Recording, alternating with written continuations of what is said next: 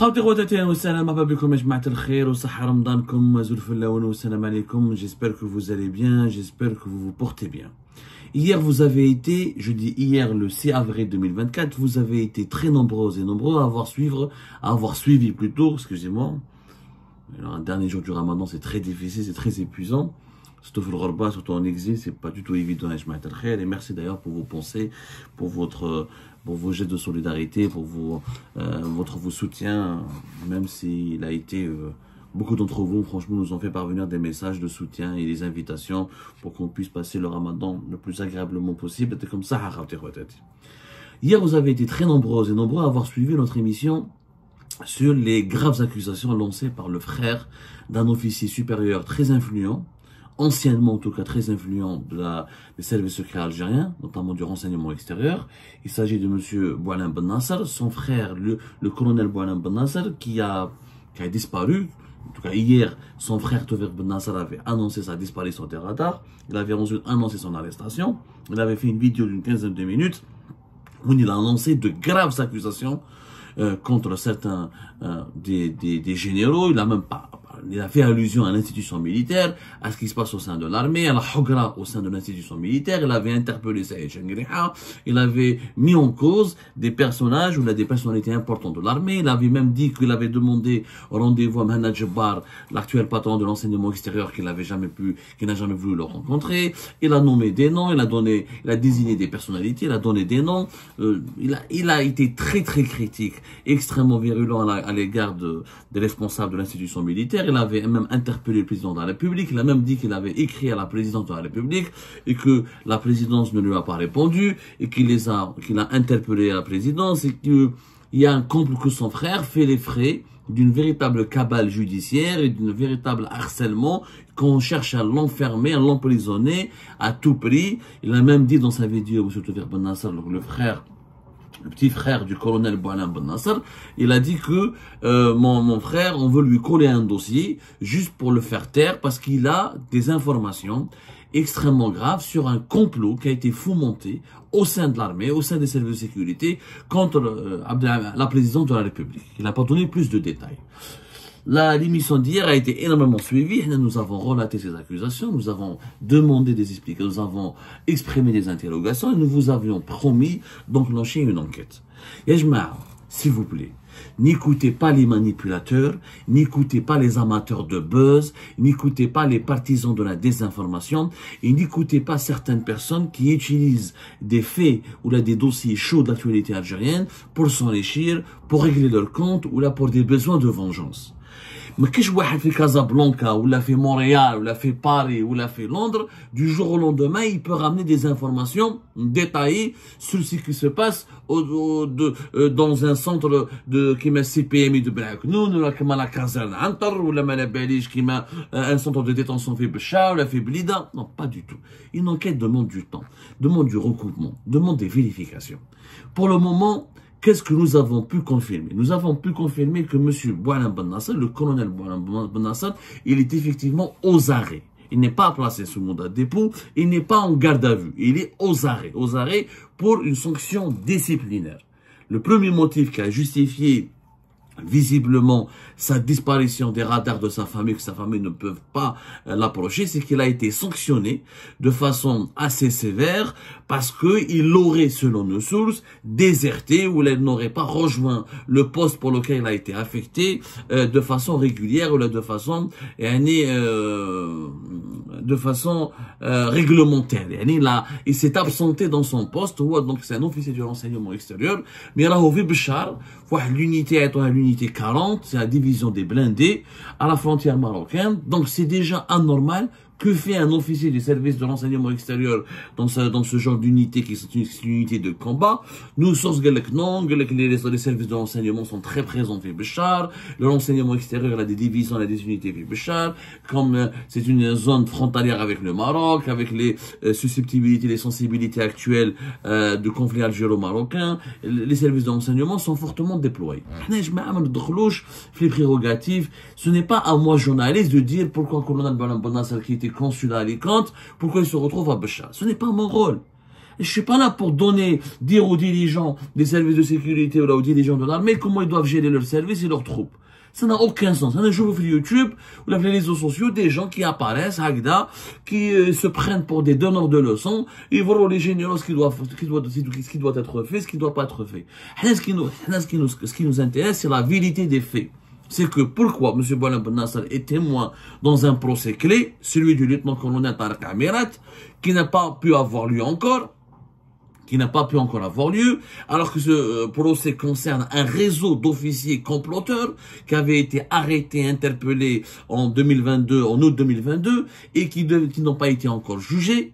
Et les réseaux de comploteurs ont quand même volé des rapports ou des informations classées secret défense, ont falsifié des rapports et des informations classées secret défense et secret d'État, ont manipulé des médias nationaux et étrangers, ont distillé des fausses informations, ont torpillé des personnalités influentes au sein de l'État, ont touché à des familles des opposants, ont voulu manipuler des opposants, ils ont voulu attenter à l'intégrité morale, voire physique même de certains opposants établis à l'étranger. Ils ont créé une véritable foyer de plusieurs foyers de tension dans le pays, au sein même des institutions les plus sensibles du pays. Et on a l'affaire Tarek Amirat de 2021 à 2023, même de 2020 à 2021. وحنا نحكوا على طارق عميرات وهذا كيفاش ce qui s'est passé au sein de la DDSE à l'époque et comment un réseau d'officiers comploteurs la DDSE, la DCSA ont fait énormément de mal et ont porté énormément de préjudice au fonctionnement et à la morale et à la crédibilité et à l'intégrité morale de l'État et au fonctionnement de nos institutions. Comment un groupe d'officiers ont voulu abuser de leur pouvoir pour dégommer des hauts responsables du pays, pour les remplacer par d'autres personnes issues de leur entourage et pour exercer ensuite une emprise malsaine sur le pouvoir. Nous, sources, j'ai discuté avec plusieurs sources hier, ils m'ont rassuré que ça n'a rien à voir. Le témoignage de Boualem Ben Nasser l'affaire Amirat ne concerne pas du tout son affaire avec le conseil disciplinaire ou là d'autres éventuelles affaires, s'il fait l'objet de d'autres enquêtes. Là, ça ne veut pas dire qu'on veut, c'est ce que nous avions redouté. Nous avions redouté au départ que M. Boualem Ben Nasser, qui est le principal témoin dans l'affaire l'affaire de lieutenant-colonel Tarek Amirat et le scandale des officiers comploteurs dont le procès a été reporté à 2 reprises au tribunal militaire de Blida entre fin février et début mars, on m'a dit qu'il est là. Non. Il n'y a pas un plan, en tout cas, qui a été mis en place pour dégommer, selon nos sources, Boualem Ben Nasser, pour libérer Tarek Amirat. Maintenant, si c'est vrai, qu'est-ce qu'il faudrait qu'il se passe? Il faudrait que le procès de Tarek Amirat se déroule. Mais je comprends pas. Alors, nous sommes au début du mois d'avril. Le procès de Tarek Amirat n'a toujours pas été organisé. On n'a toujours pas eu de verdict. Il n'y a pas eu toujours de plaidoirie. Tarek Amirat n'a pas été encore condamné, n'a pas été encore jugé. Bon, je respecte sa présomption d'innocence, mais il y a quand même des charges extrêmement lourdes et des preuves suffisamment accablantes et des témoignages extrêmement accablants aussi, extrêmement graves.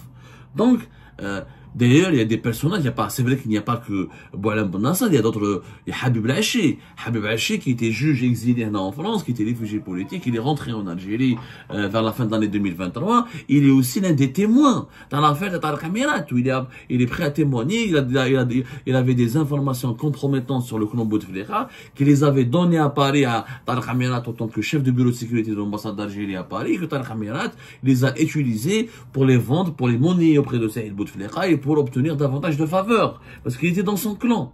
Donc, Habib Lahachi, qui était réfugié politique en France, il est en ce moment, il a été réhabilité par le régime algérien, il a négocié, il est libre à lui, en tout cas, il a obtenu une réhabilitation, il a pu rentrer en Algérie, il a été, son dossier judiciaire, où il a été apuré, etc., sa situation a été assainie, où il fait partie de l'un des témoins dans l'affaire Tarek Amirat.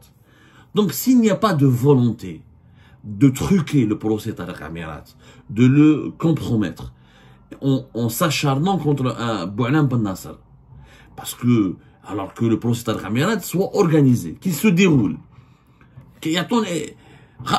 on aimerait bien que le tribunal militaire de Blida nous explique pourquoi ce procès n'a pas eu lieu. Maintenant, on est en train d'enquêter. On a confirmé qu'il est aux arrêts. Il y a d'autres thèses qui circulent que nous n'avons pas pu confirmer.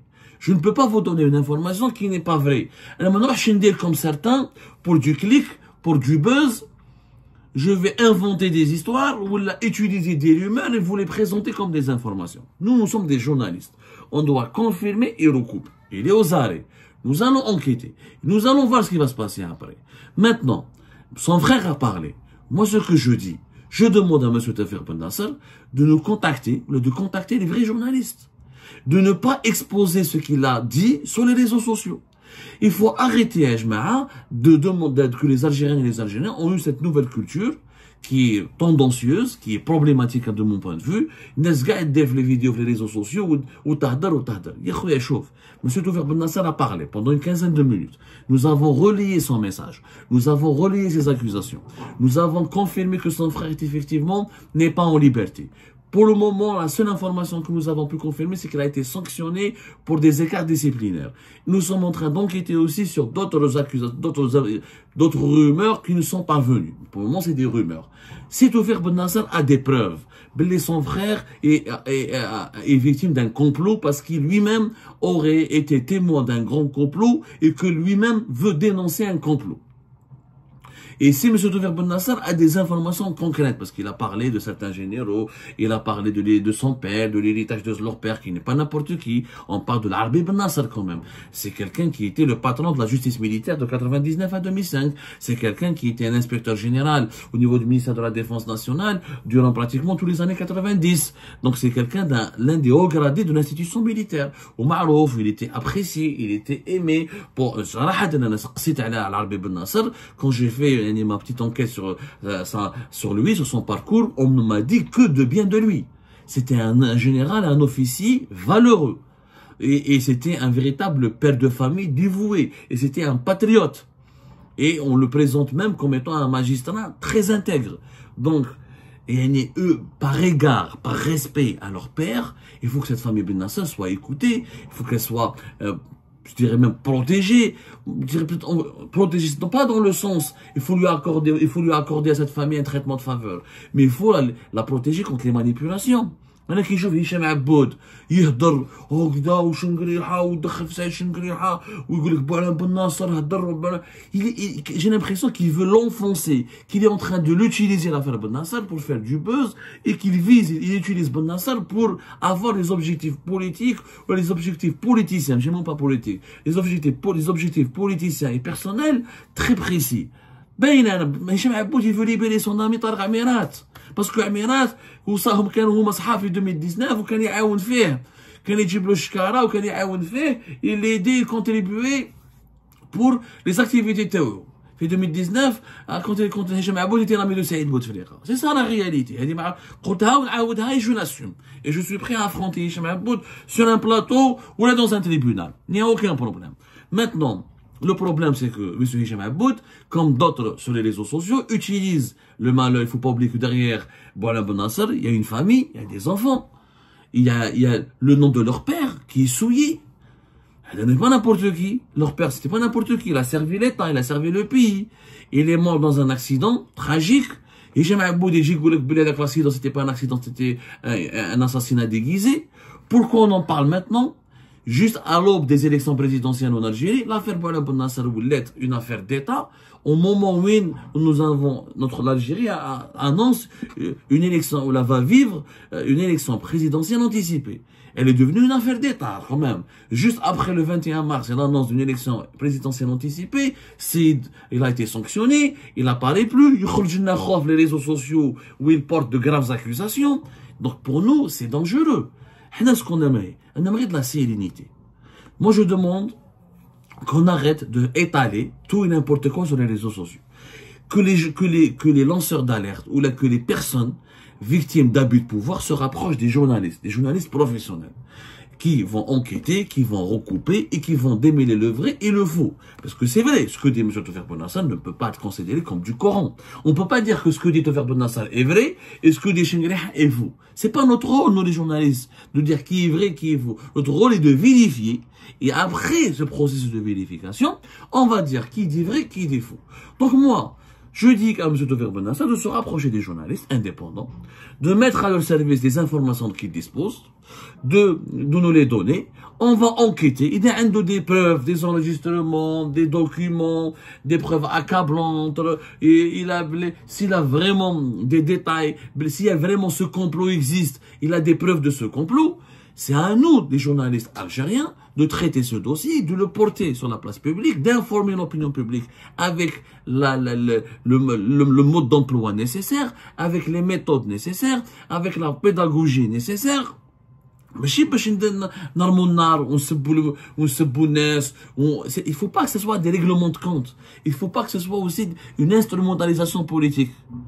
Parce que malheureusement en Algérie, l'opinion publique, elle est toujours victime de la désinformation parce que il n'y a pas une sincérité dans le traitement de l'information. Des gens mal intentionnés prennent une part de vérité, elles vont la falsifier, l'exagérer, l'amplifier pour des règlements de compte, pour des besoins de vengeance, comme le fait Hicham Aboud, clairement. Hicham Aboud, il a des comptes à régler avec l'armée, avec les services de renseignement, ou il a des problèmes personnels. Je suis réfugié politique, ce qu'ils m'ont infligé à moi, c'est 1000 fois pire à Hicham Aboud. Mais c'est pas une raison pour utiliser le drame de la famille Ben Nasser et pour essayer de les parler en leur nom et pour essayer de leur faire du mal en disant que tout et n'importe quoi sur leur enfant et en essayant de l'enfoncer encore davantage en disant il a des dossiers sur Saïd Chengriha, etc. Mais non. Mais gâche tout fait mon frère et a des informations concernant un complot. Il les a pas expliqués. Maintenant, on a besoin de détails. On a besoin de recouper ces informations, de les confirmer et de savoir, de comprendre le pourquoi du comment. Mais parce que là, il y a les élections qui arrivent. Ça, c'est des étincelles qui peuvent basculer notre pays dans l'incertitude. Pour le moment, il n'est pas sous mandat de dépôt. Et pour qu'il soit mis sous mandat de dépôt, il faudrait qu'on lui reproche quelque chose. Qu'est-ce qu'on reproche à Boualem Ben Nasser? Si on lui reproche quelque chose, il faudrait que la justice militaire le démontre, le prouve. Parce que si la justice militaire l'a pris déjà comme témoin, a reconnu sa qualité de témoin dans une première affaire aussi grave que cette avec les officiers comploteurs de Tariq Amirat, ça veut dire qu'elle reconnaît sa crédibilité, sa moralité. Comment du jour au lendemain il peut devenir salopard? Et si c'est le cas, il faudrait vraiment le démontrer. Il faudrait vraiment le démontrer. Là, on aimerait que ce soit paisible, que la situation soit sereine.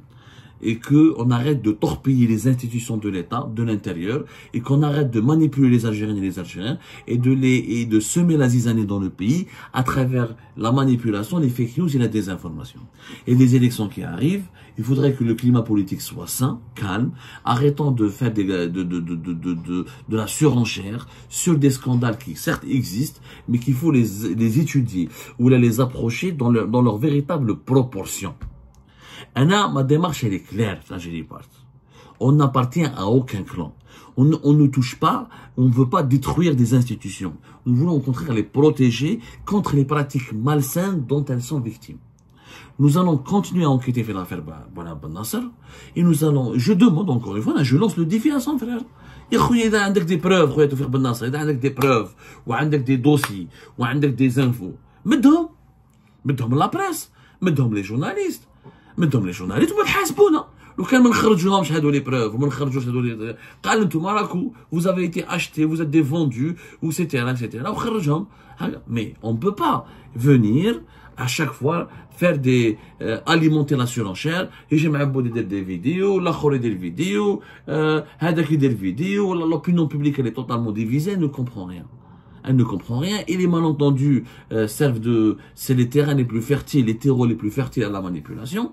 Donc c'est pour ça que je me dis, faites attention.